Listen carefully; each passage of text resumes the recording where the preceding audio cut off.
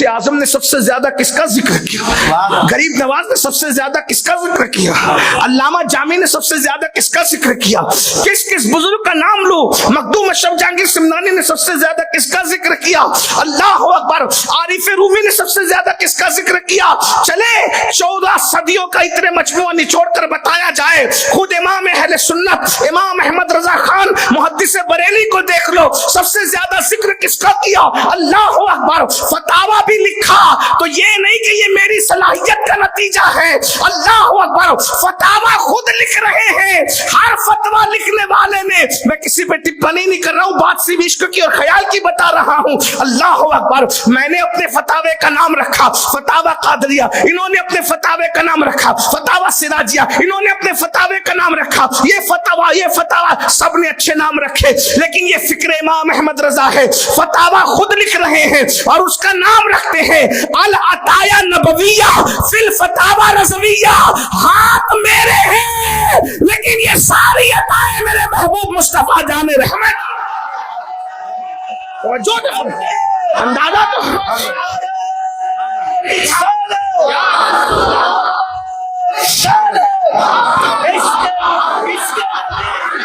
हम हर मामले में जब इमाम अहमद रजा को आइडियल बना रहे हैं तो फिर बाप दादाओं को क्यों लेकर के बैठे हो?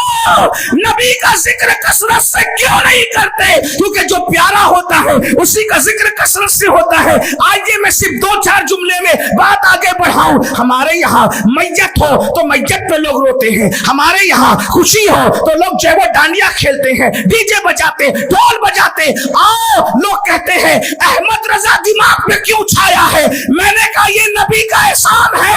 अहमद रजा ने पूरी जिंदगी नबी के डंके बजा दिए तो मदीने के सरकार ने कहा तूने मेरा जिक्र अपनी ताकत के मुताबिक किया है, मैं तेरे डंकी अपनी शान के मुताबिक बजवाऊं।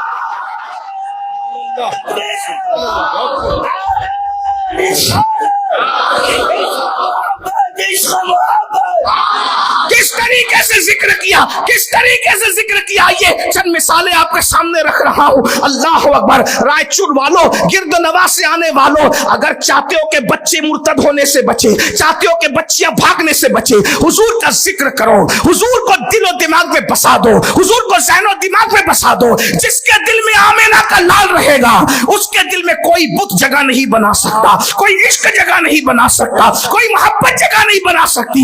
आओ ना जरा देखो बरेली का कलंदर, घर में मज्जत हुई है, सबसे छोटा अजीज भाई जिसे दुनिया मौलाना हसन बरेलवी कहती है, वो इंतकाल हो गया है। जिम्मेदारियों को संभालने वाला, जिसके लिए कहा था मेरी जिम्मेदारियां हसन ने इतना संभाला कि अल्लाह मुझे जब अज्र देगा तो मैं उम्मीद करता हूं मेरे अज्र का आधा अज्र अल्लाह मेरे भाई हसन को अता फरमाएगा। मामूली आदमी नहीं है लेकिन इंतकाल हुआ, कमर टूट गई। जब कमर टूटी है हाय हसन भाई नहीं कहा, वाय हसन भाई नहीं कहा, अपने भाई का जिक्र नहीं किया, क्योंकि जानते थे हसन भाई की जितनी तारीफ करता रहूंगा उतना गम बढ़ता रहेगा। गम लेकर बैठना नहीं है, कलम उठाया, भाई का मरसिया नहीं लिखा, मज्जत के मौके पर भी नबी की नात लिख रहे हैं।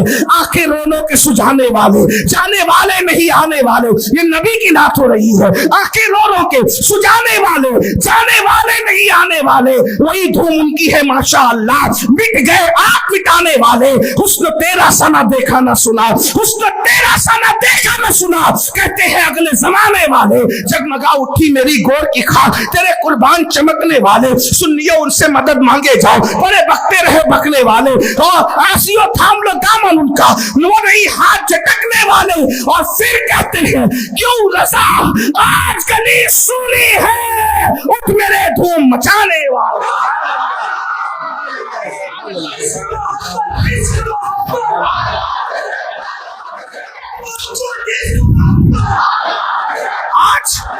आज हमारा हाल ये हो गया है कि माज़अल्लाह हम मैयत के मौके पर गम लेकर बैठे हैं।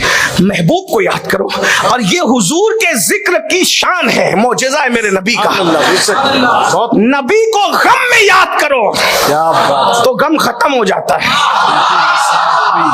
मैं आशिकों को नहीं कहूंगा कि बोलो सुभान अल्लाह, नहीं, इसलिए कि जिक्र उसका हो रहा है ना। मैं तो अक्सर कहता हूं मेरा नबी की शान ये है कि जब अल्लाह मेरे महबूब का जिक्र करता है तो अल्लाह भी सुभान अल्लाह कहता है। आपको नहीं सुना? हाँ, अल्लाह मेराज बाद में बयान करता है, सुभान अल्लाह पहले कहता है। जिसके जिक्र से पहले खुदा भी सुभान अल्लाह है। क्या शान वाला वो नबी, सुभान अल्लज़ी असरा। अभी मेराज में तो आपने आयत सुनी ना, अरे जिसकी शान से पहले खुदा सुभान अल्लाह कहे, क्या उम्मती शान मुस्तफा सुन करके चुप रहे? अंदाजा तो फरमाया ना क्या शान है मेरे नबी की, अल्हम्दुलिल्लाह। अरे कैसा इस नबी का कलमा पढ़ते हो, नबी की शान ये, उनका जिक्र गम में करो, गम खत्म हो जाता है। मेरे इमाम कहते इस पर भी, उनके निसार कोई कैसे ही रंज में हो, जब याद आ गए हैं सब गम भुला दिए। और अगर उनका जिक्र खुशी में करो तो खुशी को चार चांद लगते हुए नजर आते हैं। इसीलिए तो ये इमाम अहमद रजा की ही फिक्र है। लोग कहते हैं अहमद रजा तुम लोग कितना उसको क्यों चाहते हो? हमने कहा पठान होने की वजह से थोड़ी चाहते हैं, आलिम होने की वजह से थोड़ी चाहते। पठान तो बहुत सारे लोग हैं, मुंबई में 4-6 पठान तो यूं ही मशहूर है पूरी दुनिया, लेकिन पठान होने की वजह से नहीं चाहते, आलिम होने की वजह से भी नहीं चाहते, क्योंकि सहारनपुर में भी बहुत सारे मौलवी रहते हैं। आलिम होना भी हमारे यहाँ मेयार थोड़ी है चाहने के लिए, इसलिए कि हमारे यहाँ भी उधर भी है। तो का फिर क्यों? किताबों का मुसन्निफ होने की वजह से भी नहीं चाहते, इसलिए कि किताबें और लोगों ने भी लिखी है। का फिर क्यों चाहते हो? का बस इसलिए हमारे यहाँ तो चाहत का मेयार ये है, नबी का जो गुलाम है हमारा वो इमाम है।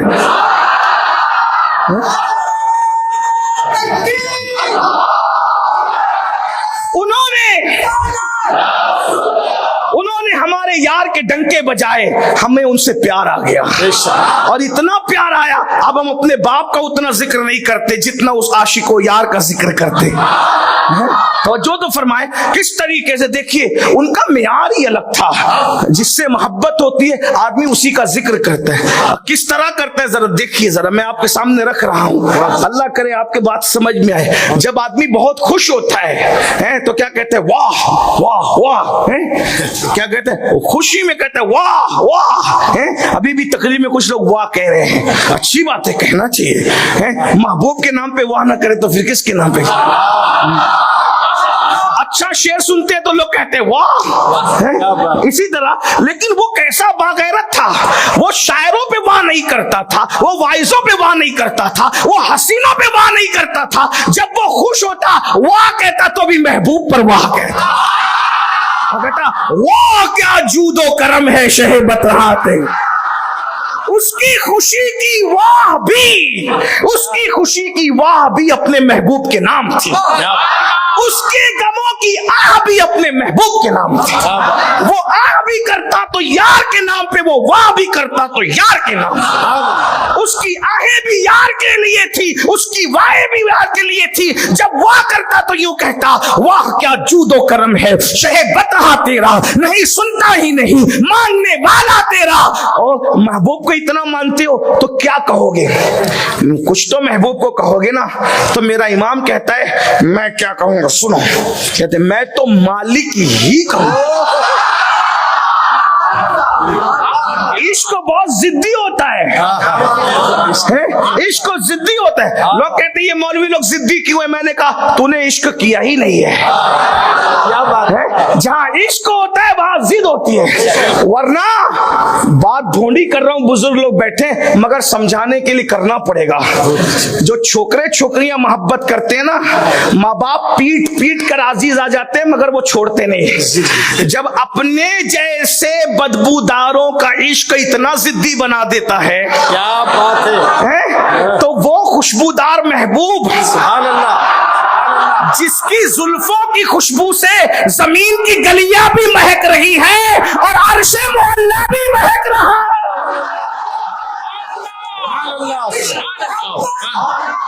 वो जिद्दी क्यों ना बनाए। लोग कहते हैं ये जिद्दी क्यों, मैंने कहा इश्क जिद पैदा करता है। हालांकि लड़के लड़कियां जो मोहब्बत करते हैं मैं उसका कायल नहीं हूं, लेकिन फिर भी कहता हूं समझाने के लिए बात तो करनी पड़ेगी ना भाई। अल्लाह अकबर, ताकि समझ में आए। अरे तुमने इश्क नहीं किया, तुम्हारे बच्चों ने किया, तो तुम्हारे नाक में दम न किया। जब अपने जैसों का इश्क इतना जिद्दी बनाता है, इतना बहादुर, मार मार कर भी निकाल नहीं पाते मोहब्बत। अरे जब बदबूदारों की मोहब्बतें मार के नहीं निकाल पा रहे हो तो उस खुशबूदार की मोहब्बतें कैसे निकाल पाओगे।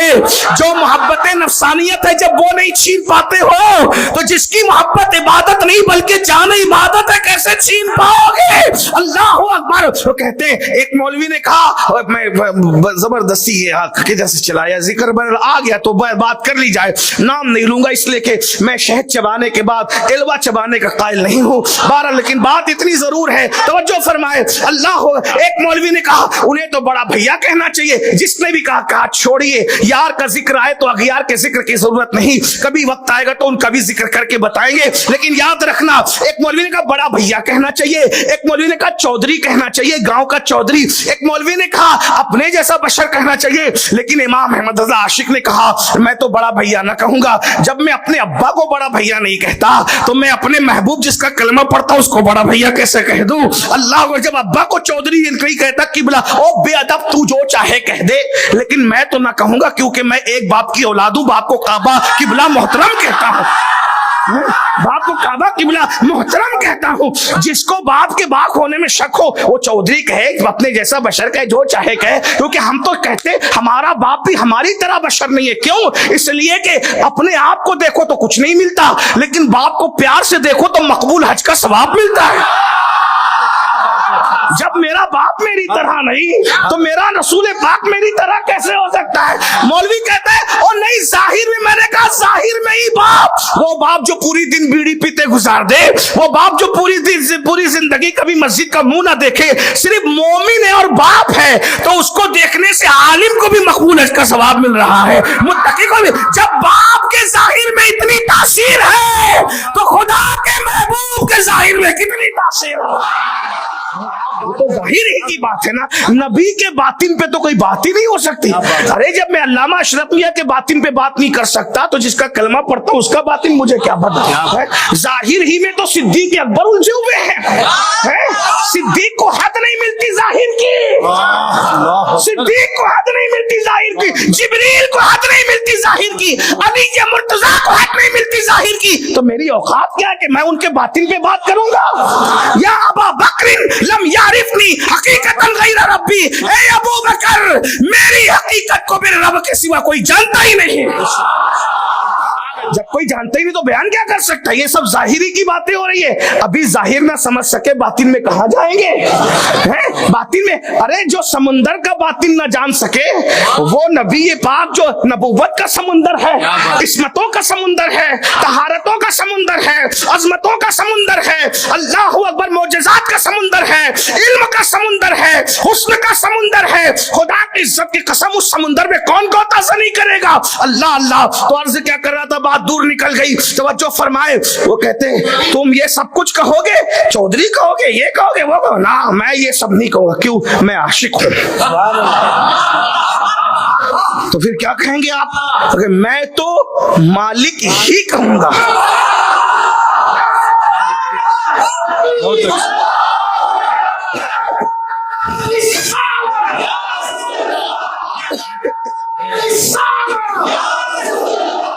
ये दक्कन की जमीन उर्दू की पैदाइश की जमीन है, पैदा यहां हुई है, जवान होकर लखनऊ गई है। जहां जवान होकर पहुंची वो तो उर्दू समझ रहे हैं, लेकिन जहां पैदा हुई अगर वो ना समझेंगे तो फिर मुझे यहां तकरीर बंद करना चाहिए। हाँ, जिसने झूला झुलाया है ना उर्दू को, उसी बुलंद परवास को गेसू दराज बंदा नवाज कहते हैं।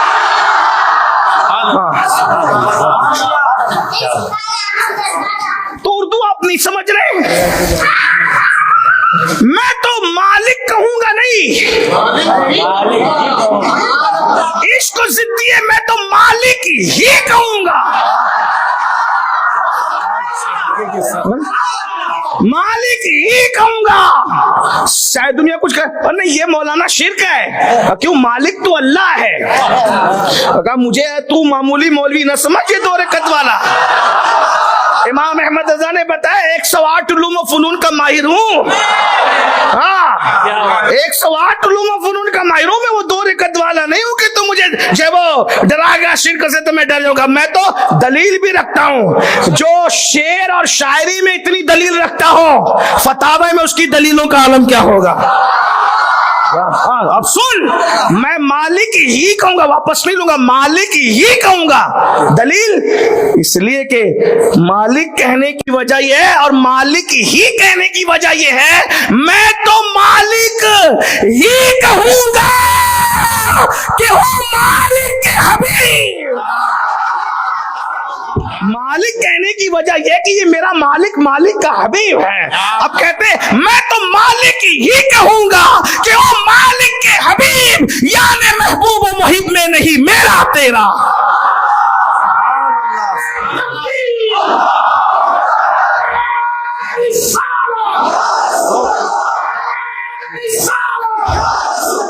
तो मोहब्बत की, इश्क की पहली वजह कसरत से जिक्र करना है। 2-4 बातें और सुन ले। एक बात और कहूं, जहां महबूब मोहब्बत होती है कोई दूसरा नजर ही नहीं आता। अगर आप खान साहिबों को, नाचने वाले खान साहिबों को, और आप इस तरीके से अगियार को आप प्रमोट कर रहे हैं, स्क्रीन पे रख रहे हैं, तो याद रखना इश्क किसी और से करने की बात करते हो, कहीं मुनाफिकत तो नहीं कर रहे हो। क्योंकि जब इश्क होता है तो यार के सिवा कुछ नजर नहीं आता, यार के सिवा कुछ नजर है। एक दो बातें रखी दूं आपके सामने। मैंने बहुत कसरत से और बहुत तवील इस उन्वान पे गुफ्तगू की है, लेकिन बात आ गई तो रखूं, क्योंकि आगे मुझे कम से कम 5 तकाजे मुझे पूरा करने। अगर आप वक्त देंगे तो 5 तकाजे आपके सामने, इश्क के 5 तकाजे तो पंजतन की निस्बत से रख ही देना चाहता हूं। पहला तकाजा कसरत से जिक्र करना है।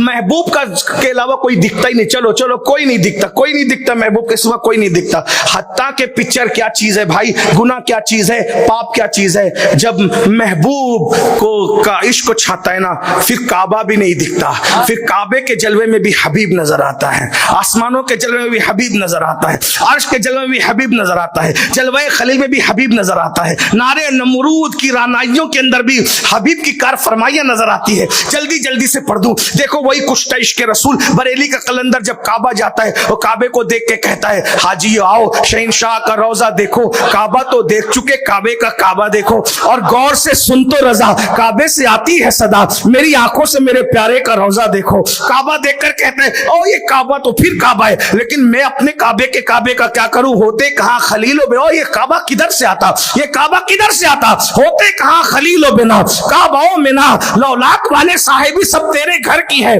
और ये काबा क्यों इतना दिलों को जीत रहा है, अब असल उन्वान पे आ रहा हूं। भाई दिल को जीतने के लिए कोई अंदर से तासीर चाहिए, कशिश, मैग्नेट चाहिए है, कशिश चाहिए, मकनातिसियत चाहिए। ये काबे पे सब पागल है। जो मौलवी नबी के नाम पे अंगूठा चूमने को शिर्क कहता है, वो भी वो काबे के पत्थर को जाकर के चूम रहा है। और काबे ने सबको दीवाना बनाया। काबे तेरे अंदर क्या है भाई, क्या है? काबा तेरे अंदर क्या है जो सारी दुनिया तेरी दीवानी है। 250 करोड़ लोगों का सर एक दिन में जिसकी तरफ रुख करके झुकते हैं उसे काबा कहते हैं। अब उस आशिके रसूल की फिक्र में काबा किसे कहते हैं, ये काबे पे लोग दीवाने क्यों हैं? क्या बात कहते हैं, अब सुन लीजिए क्या कहते हैं। काबा दुल्हन है, काबा दुल्हन है, तुरबते अतहर नई दुल्हन। 2 दुल्हने हैं, एक दुल्हन है और एक नवी नई दुल्हन। समझ में आती बात? हाँ, काबा दुल्हन है, तुरबते अतहर नई दुल्हन। ये रश के आफताब वो गैरत कमर की है, ये रश के आफताब वो गैरत कमर की है। दोनों बनी अनीली सजीली मगर, दोनों बनी नहीं अनीली नवीली सजी, मगर जो पी के पास है वो सुहागन कवर की है। और अब लोग काबे पे इतने फिदा क्यों है, तो कहते काबा भी है उन्हीं की तजल्ली का एक जिल। ये जो सबके दिल जीत रहे हैं ना काबा, तो चूंकि नबी के हुस्न पर अल्लाह ने अपनी गैरत के पर्दे डाल रखे हैं, तो नबी को तो कोई देख नहीं पा रहा है, तो नबी के अनवार अल्लाह ने बिखेर रखे हैं। तो उसमें से अनवार में से एक अनवार का जो वो जिल, बल्कि अनवार नहीं, एक तजल्ली का जिल। थोड़ा इस पे कोशिश कर लूं, समझो। काबा भी है उन्हीं की तजल्ली का एक जिल। इतना समझे? यकीनन नहीं समझोगे क्योंकि ये शेर इमाम अहमद रजा का है।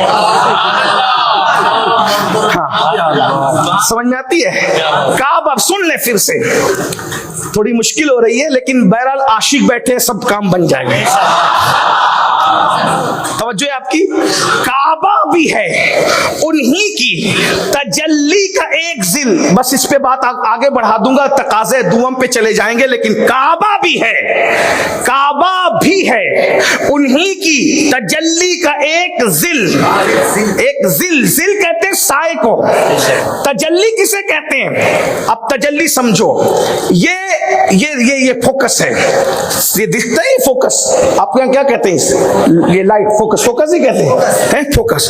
फोकस का एक वजूद है जो अंदर कांच के अंदर है, ठीक है? वो दो आंखें मिला भी नहीं पा रहा हूं, ये फोकस, जिसको बनाया दो टांग के आदमी ने है। अब पूरी जिंदगी पता नहीं उसने 2 रकअत भी पढ़ी थी या नहीं पढ़ी थी, है? तवज्जो फरमाएं। लेकिन बहरहाल ये है नूर, उसका एक वजूद समझ गए, वो फोकस वजूद है। उस वजूद से जो रोशनी निकल रही है, कितनी है किरणें उसकी? कितनी किरणें? कितनी है?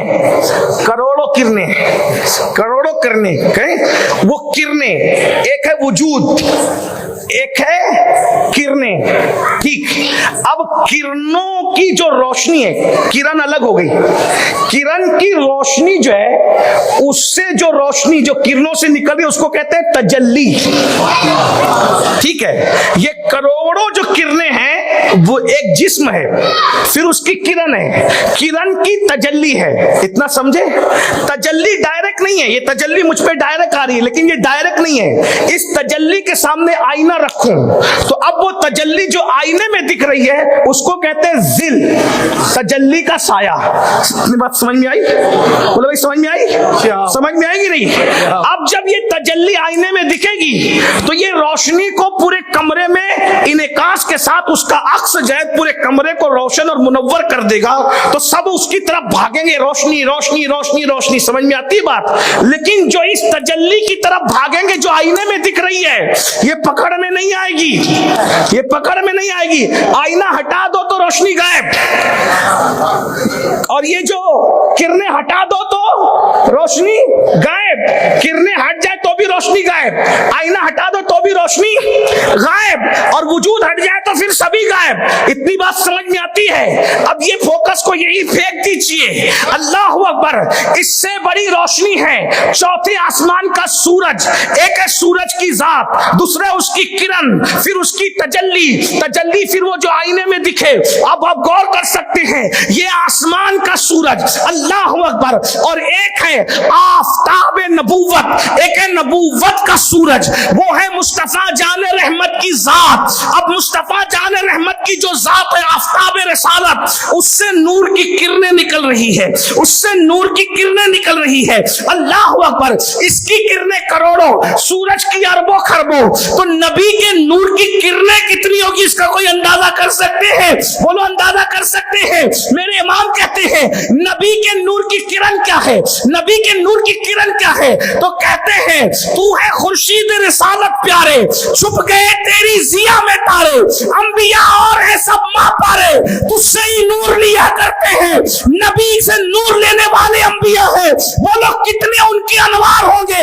अब नबी की साथ तवज्जो, नबी की साथ तवज्जो, नबी की साथ। अगर रायचूर वाले ना समझ सके तो गुंबदे खजरा वाला मुस्कुरा दे, बस मेरा काम बन जाए। अल्लाह अकबर।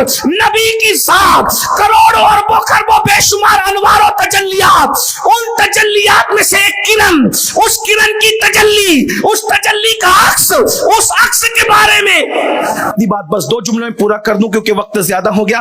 इमाम अहले सुन्नत के नजदीक काबा की हैसियत और काबे की हकीकत और काबे की अजमत क्या कहते हैं, जो रसूलुल्लाह की जात है, अनवार है, तजल्लियात है। तो हुजूर अलैहिस्सलाम की किरणों से जो तजल्ली फूटती है, उस तजल्ली का, सारी तजल्ली का नहीं, हुजूर के सारे अनवार की तजल्ली का नहीं, बल्कि हुजूर की तजल्ली का एक साया है, सिर्फ एक साया, एक साया। अब फरमाते काबा भी है उन्हीं की तजल्ली का एक जिल, काबा भी है उन्हीं की तजल्लियात का नहीं, काबा भी है उन्हीं की तजल्ली का एक जिल, रोशन उन्हीं के नूर से पुतली हजर की है। अब मुझे बताओ, जब नबी की तजल्ली के अक्स को अल्लाह अकबर काबतुल्लाह कहते हैं, जिसकी तजल्ली के जिल को काबतुल्लाह कहा जाए, जब काबे की अजमत का ये आलम है तो अल्लाह अकबर, फिर हुजूर की वो किरणें, फिर हुजूर का वो वजूद और हुजूर का जिस्म मुबारक, उसकी शान का आलम क्या होगा, उसके मकाम का आलम क्या होगा। इसीलिए तो इमाम नावी हो, इसी तरह इमाम जुर्कानी हो, इसी तरह शेख मुहक्किक हो, इन बुजुर्गों ने फरमाया कि रसूलुल्लाह के जिस्म अतहर से जो मट्टी इस वक्त हुजूर के जिस्म अतहर को चूम रही है, वो काबे से भी अफजल है, अल्लाह के अर्श से भी अफजल है, वो जन्नत से भी अफजल है। अल्लाह अकबर। अब मुझे बताएं, जिसके जिस्म से मट्टी लग जाए, वो मट्टी को अल्लाह ये मकाम अता फरमा देता है, तो फिर हुजूर के जिस्म अतहर का आलम क्या होगा। इसीलिए मेरे भाइयों, इमाम कहते हैं काबा दुल्हन है, तुरबत अतहर नहीं दुल्हन, जो पी के पिए रश की आफ्ताब, वो गैरत कमर की है और काबा भी है उन्हीं की तजल्ली का एक जिल, रोशन उन्हीं के नूर से पुतली हजर की है। तो मेरे भाइयों, जब इंसान किसी से इश्क करता है, किसी से प्यार करता है, किसी से मोहब्बत करता है, तो हर वक्त उसी का तस्करा करता है, उसी का गुण गाता है, उसी का बार बार जिक्र करता है, उसके जिक्र से कभी उसका दिल नहीं भरता। इमाम अहले सुन्नत बहर को देखा, लहर को देखा, गुलों को देखा, फूल को देखा तो महबूब ही याद आते हैं, और वो महबूब का जिक्र यूं करते हैं, कहते हैं वही जलवा शहर बशहर है, नबी कहां नहीं है, नबी के अनवार कहां नहीं है, नबी की तजल्लियात कहां नहीं है, नबी की जो है वो कार फरमाइया कहां नहीं है, हुस्न मुस्तफा कहां नजर नहीं आता। कहते हैं वही जलवा शहर बशहर है, वही जलवा शहर बशहर है, वही अस्ल आलम दैर है, वही लहर है, वही बैर है, वही पाठ है, वही थार है, उन्हीं की बू मायाए समन है, उन्हीं का जलवा चमन चमन है, उन्हीं से गुलशन महक रहे हैं, उन्हीं की रंगत गुलाब में है, वो गुल है लभाए नाजुक उनके, हजार झड़ते हैं फूल जिनसे, गुलाब गुलशन में देखे बुलबुल, ये देख गुलशन गुलाब में है। मेरे भाइयों, तो याद रखिए, इश्क का पहला तकाजा ये है कि महबूब का जिक्र कसरत से किया जाए। अफसोस, हम दुश्मनों का जिक्र तो दुश्मनी में कसरत से करते हैं बतौर गीबत, लेकिन महबूब का जिक्र हम नहीं कर पाते। अब इसी में हम नाकाम रहते हैं। अल्लाह से दुआ है, अल्लाह हमें कसरत के साथ जिक्र रसूल करने की तौफीक अता फरमाए, हुजूर का जिक्र करने की तौफीक अता फरमाए। दमे वापसी तक तेरे गीत गाऊं, दमे वापसी तक तेरे गीत गाऊं, मोहम्मद मुमज्जद पुकारा करूं मैं, मोहम्मद मुमज्जद पुकारा करूं मैं। खुदा एक पर हो तो एक पर मोहम्मद, अगर कल्ब अपना तो पारा करूं मैं, तेरे नाम पे सर को कुर्बान करके तेरे सर से सदके उतारा करूं मैं। मेरे भाइयों, आइए ये सवाद आजम अहले सुन्नत व जमात की आलमगीर तहरीक सुन्नी दावत इस्लामी जो एक तवील अरसे से आपके शहर रायचूर में काम कर रही है, माशाल्लाह हमारे मौलाना जमील साहब, मौलाना अहमद रजा साहब, मौलाना जाफर साहब, मौलाना नासिर साहब और भी हमारे रफ़क़ा मेहनत करते हैं। इनकी काविशें हैं। सुन्नी दावत इस्लामी का एक मकसद है कि लोग हुजूर से जुड़ जाएं, आका से जुड़ जाएं, भटके हुए आहू को फिर सूबे हरम ले जाने की ये कामयाब तहरीक है। नौजवानों से कहता हूं, अगर जवानी को एंजॉय करना चाहते हो, हम सुन्नी दावत इस्लामी से जुड़े, दूसरों को आशिक़ रसूल बनाने की कोशिश करें, उनके दिलों में मोहब्बत रसूल, इश्क रसूल का चिराग लगाने की कोशिश करें, अपना भी बेड़ा पार हो जाएगा। एक बंदे के दिल में भी अगर इश्क मुस्तफा की जोत जग गई तो उसका भी बेड़ा पार है और अपना भी बेड़ा पार है। अल्लाह के रसूल अलैहिस्सलातु व तस्लीम ने फरमाया, ऐ अली, अगर तेरी वजह से किसी एक बंदे को भी हिदायत मिल गई, ये तेरे लिए सुर्ख ऊंटों से ज्यादा बेहतर है। और एक मकाम पे फरमाया, तेरे लिए दुनिया की सारी दौलत से बढ़कर है। आओ ना भाइयों, जो लोग नशा करते हैं, जो चोरी करते हैं, जो जुआ खेलते हैं, जो शराब पीते हैं, जो लड़कियों पर पाप की नजरें डालते हैं, उनकी फिक्र को हम घुमा दे रसूलुल्लाह के रुख अनवर की तरफ, हम मदीने मुनव्वरा की तरफ, ताकि हम सब जो है मदीने शरीफ की तरफ चलें, मदीने शरीफ की तरफ रुख करें, तसव्वुर हुजूर का करें, तखय्युल में हुजूर हो। हुजूर कायदे मोहतरम ने एक मिसरा कहा था, मैंने रुख कर लिया मदीने का, और दूसरा मिसरा ये था, मैंने रुख कर लिया मदीने का। हम मदीने शरीफ की तरफ रुख कर लें, मदीने शरीफ की तरफ रुख करना हमारा काम होगा, अगला करम उधर से होगा। क्या बिगाड़े कोई सफीने का। जब हम मदीने मुनव्वरा की तरफ रुख कर लेते हैं तो फिर उस सफीने का कोई कुछ नहीं बिगाड़ पाता, मौज कतरा के हमसे चली जाएगी, रुख मुखालिफ हवा का बदल जाएगा। जब इशारा करेंगे वो ना खुदा, मेरा बेड़ा भंवर से